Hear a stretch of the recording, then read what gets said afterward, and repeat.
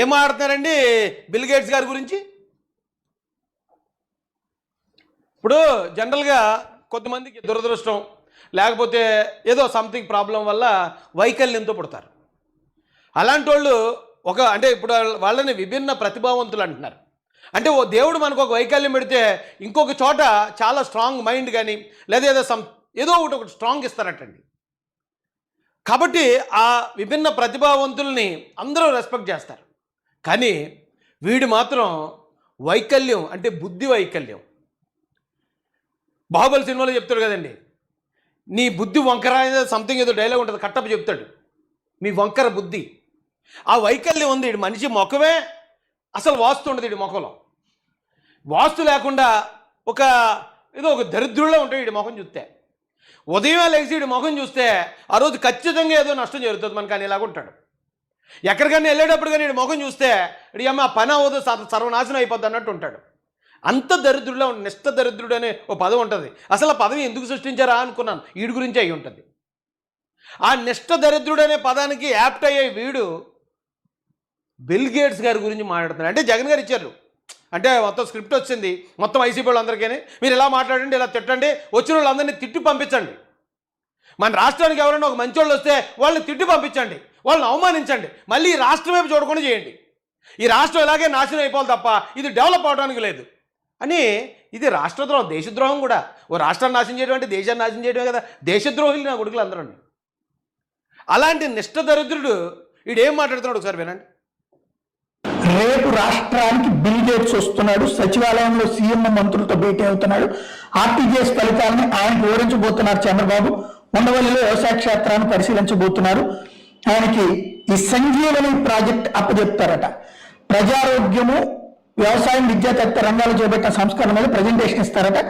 Sanjeevani project ఆయనకి అంటే మన ఆరోగ్యాలు తీసుకెళ్లి బిల్ గేట్స్ అనే రాక్షసుడి చేతిలో పెడుతున్నారు. వాడి పని ఏంటంటే మనకి ఏ రోగాలను లెక్కగట్టి దాన్ని ఆ రోగాలను పెంచడానికి ఎలాంటి ప్రయత్నం చేయాలో చేస్తుంటాడు. బిల్ గేట్స్ మైక్రోసాఫ్ట్ అధినేత అనారోగ్యాలు పెంచడానికి ప్రయత్నిస్తున్నాడని నోటికి ఏదొస్తే అది వాగుతున్నాడు ఈ నిష్టదరిద్రుడు. మళ్ళీ ఎలా చెప్తున్నాడు, పైనుంచి ఇలా కిందకి చెప్తున్నాడు. అంత దరిద్రుల్ని మరి ఆ జగన్ ఒక్కడే భరించగలడండి. అతను ఒక్కడే మెయింటైన్ చేయగలడు ఇలాంటి వాళ్ళని. నోటికి ఏదొస్తే అది వాగేయటమే, నోటికి ఏదొస్తే చెప్పేయటమే. మీకు గతంలో గుర్తుందండి? ఒకసారి ఈ ఏదో మాటలు వినే ముందు మీకు గతంలో ఒకటి గుర్తు చేస్తాను రండి. మీకు ఈ ఫోటో గుర్తుందండి? ఒక కార్యక్రమానికి చంద్రబాబు నాయుడు గారి ఆహ్వానం మీదకి ఇక్కడికి రజనీకాంత్ గారు వచ్చారు, సూపర్ స్టార్ రజనీకాంత్ గారు, ఆంధ్రప్రదేశ్కి. అప్పుడు మనం ప్రతిపక్షంలో ఉన్నాం, జగన్ గారు అధికారంలో ఉన్నాడు. ఆయన కార్యక్రమానికి వచ్చి ఆయన రాజకీయాలు ఏం మాట్లాడలేదు ఆ రోజున రజనీకాంత్ గారు. చంద్రబాబు నాయుడు గారి గురించి ఉన్న వాస్తవాలు చెప్పాడంతే. చంద్రబాబు నాయుడు గారు లాంటి వ్యక్తి, అలాంటి లీడర్ ఉండాలి, విజనరీ లీడర్. ఆయన ఏదన్నా ఉంటే ముందుగా ఊహించగలుగుతాడు, గొప్ప లీడర్ అనేసి ఆయన గురించి 4 మంచి మాటలు చెప్పాడు. ఉన్న మాటలే అది భరించలేకపోయాడు జగన్. అయ్యి బాబు, ఇప్పుడు తమిళ సూపర్ స్టార్ వచ్చేసి చంద్రబాబు నాయుడు గారిని మెచ్చేసుకున్నారు. జనం అందరూ ఆ నిజం తెలిసేసుకుని ఎక్కడ చంద్రబాబు నాయుడు గారికి 24లో గెలిపించేస్తారేమో అర్జెంటుగా తిడిచండ్రు ఆయన్ని, ఎవరిని, రజనీకాంత్ గారిని. అంటే అప్పుడు ఉండేవారు కదండి కుక్కల కన్నా దారుణంగా ఉస్కో అంటే డిస్కో అనేవాళ్ళు. వాళ్ళు ఏమేమి మాటలు మాట్లాడారో ఒక ఇద్దరిని మీకు జస్ట్ ఎగ్జాంపుల్ అండి. ఈవేళ వీళ్ళు ఊరికే బిల్ గేట్స్ని తిట్టట్లేదండి, వీళ్ళ స్టైల్ ఇది, వీళ్ళ స్ట్రాటజీ. ఎవరన్నా ఒక మంచోడు వచ్చి ఒక మంచి మాట చెప్పాడంటే చంద్రబాబు నాయుడు గారి గురించి, అతను ఆ చెప్పినోడిని తప్పుడు వ్యక్తిగా చిత్రీకరించేయాలి, అతన్ని తిట్టేయాలి, అతన్ని బదనాం చేసేయాలి. ఏం దరిద్రం రా బాబు ఇది. ఆ రోజున రజనీకాంత్ గారి గురించి ఏం మాట్లాడండి? మేము వచ్చేది ఒక స్టారు, పక్క రాష్ట్రానికి సంబంధించినటువంటి స్టారు, ఇక్కడ 0, అక్కడ హీరో, ఇక్కడ 0. ఆ 0 వచ్చి ఇక్కడ చెప్తాడు చంద్రబాబు నాయుడు పరిపాలన బాగుంటుంది, వీడి విధన బాగుంటుంది, వీడి పిండ కూడా బాగుంటుంది అని చెప్పి. అతను కూడా రామగారు బతికుండగా చంద్రబాబు నాయుడుకి వైస్రాయ్ హోటల్కి వచ్చి మద్దతు తెలిపినటువంటి నీచమైనటువంటి వ్యక్తుల్లో రజనీకాంత్ కూడా. ఈ రజనీకాంత్ సేవలు కప్పించుకోవడానికి ఇక్కడికి వచ్చి ఆ కరకట్టం మీద అక్రమంగా ఉన్నటువంటి ఆ పంపలో చేరి అక్కడ ఆడి పెట్టినటువంటి తిండి తిని ఇక్కడికి వచ్చి. ఏమంటే రజనీకాంత్ గారిని ఆయన లైఫ్లో ఎవడు అలా మాట్లాడి ఉండడండి. అందరూ రెస్పెక్ట్ చేస్తారు ఆయన్ని. ఆంధ్రాలోనే కాదు, తమిళనాడులోనే కాదు, భారతదేశ వ్యాప్తంగా రజనీకాంత్ గారిని రెస్పెక్ట్ చేస్తారు. ఈవెన్ ఆయన ఎవరో షారుఖ్ ఖాన్ లాంటి ఆ కింగ్ ఖాన్ కూడా బాలీవుడ్ని షేక్ చేస్తాడు ఆయన. అలాంటి వ్యక్తులు కూడా రెస్పెక్ట్ చేస్తారు ఈయన్ని. మొన్న ఈడేమన్నాడు, పక్క రాష్ట్రం హీరో ఇక్కడ జీరో అన్నాడు. మరి మొన్న జగన్మోహన్ రెడ్డి గారు పక్క రాష్ట్రం అక్కడికి వెళ్ళాడు ఈయన. ఏమండి, ఇక్కడేమో రజనీకాంత్ గారు చంద్రబాబు నాయుడు గారి దగ్గరికి వచ్చారు, కానీ అక్కడేమో జగన్మోహన్ రెడ్డి విజయ్ గారి దగ్గరికి, సూర్య గారి దగ్గరికి, కార్తీ గారి దగ్గరికి వెళ్ళి అక్కడ ఫోటోలు దిగి అదేదో పెద్ద గొప్ప అని చెప్పి ప్రచారం చేసుకున్న దరిద్రులేళ్ళు. నేను ఆ విజయ్ గారినో లేకపోతే సూర్య గారిని, కార్తీ గారిని నేనేం తిట్టట్లే.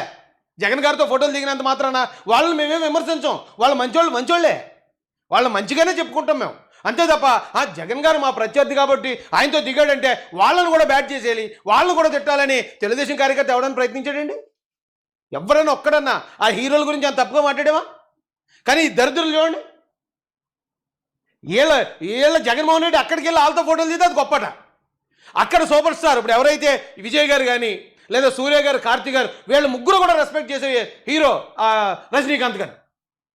అలాంటి ఆయనే వచ్చి ఇక్కడ చంద్రబాబు నాయుడు గారు గొప్పతనం గురించి చెప్తే ఈ నోటుకు వచ్చినట్టు ఎలా మాట్లాడించారండి ఆ రోజున? అంటే ఎవరు మంచి చెప్పకూడదు, మంచి మాట్లాడకూడదు, మాట్లాడిన వాళ్ళ మీద బురద వేసేస్తే ఇది ఎలా ఉంటుందంటే అండి, ఏదో సినిమాలో ఆడపిల్లలకి చదువు లేదని, ఆడపిల్లలకి చదువు చెప్పాలి, ఎలాగైనా సరే ఆడపిల్లల్ని చదివించాలని చంద్రబాబు నాయుడు గారు లాంటి ఒక పెద్ద ఆయన ఓ స్కూల్ పెడతాడు. ఆ పిల్లల్ని ఎలాగైనా సరే వాళ్ళ ఇంట్లో వాళ్ళని బతులాడి ఆ స్కూల్కి తీసుకొచ్చి అందులో పాఠాలు చెప్తూ ఉంటాడు. చెప్తుంటే ఈ ఆడపిల్లలు చదువుకోవడం ఇష్టం లేని కొంతమంది దరిద్రులు ఉంటారు కదా, వాళ్ళు ఆ స్కూల్కి ఆడపిల్లలు రానివ్వకుండా ఆ బయట ఉండి వాళ్ళని ఏడిపించడం, వాళ్ళ చీరలు పట్టుకొని లాగటం, లేకపోతే తాగేసి అక్కడ వాళ్ళని ర్యాగింగ్ చేయటం, ఇలాంటివి చేస్తూ ఉంటారు. వాళ్ళని ఆ స్కూల్కి రానివ్వరు. అలా అడ్డుపడుతున్నారండి ఈ రోజునల్లో. ఈ రాష్ట్రానికి ఏదైనా మంచి జరుగుతుంది అన్నప్పుడు ఆ మంచి చేయడానికి వచ్చే పార్ట్నర్స్ని వాళ్ళని బూతులు తిట్టి, వాళ్ళని రకరకాలైన ఆరోపణలు వాళ్ళ మీద చేసి, అబ్బా ఎందుకురా బాబు ఆంధ్రప్రదేశ్ వెళ్ళటం, వెళ్తాగా పలానా వాళ్ళు ఉన్నారు ఏదో తిడతారు, అనవసరంగా మనం ఎందుకు తిట్లు తినాలి? ఆ రాష్ట్రం బాగుపడడం కోసం, ఆ రాష్ట్రాన్ని అభివృద్ధి చేయడం కోసం మనం ఎందుకు వెళ్ళాలి? మనం అనుకుంటే పక్క రాష్ట్రాలకు వెళ్ళొచ్చు కదా. మనకి రెడ్ కార్పెట్ వేస్తున్నాయి.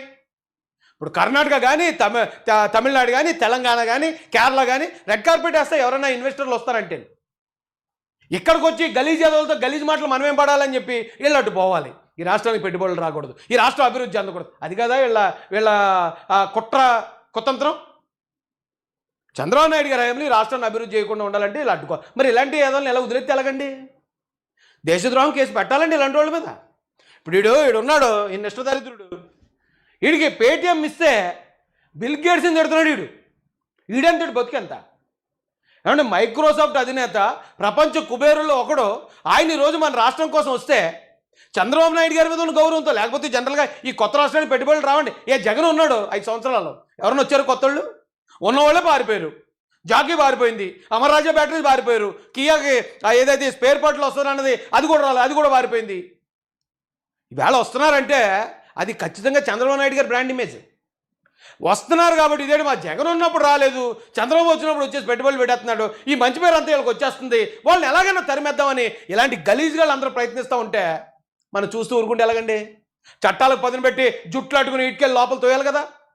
ఇది ఎవరో ఒకరి కోసమో లేకపోతే ఒకరిని నాశనం చేయడానికి చేసే ప్రయత్నం కాదు కదా ఇది. ఈ రాష్ట్రంలో వందలాది మంది, వేలాది మంది, లక్షలాది మంది విద్యార్థులకి ఉద్యోగాలు వచ్చే అవకాశాలని చెడదొబ్బుతున్నారు కదా వీళ్ళు, ఈ చెడగత్తరగాళ్ళు.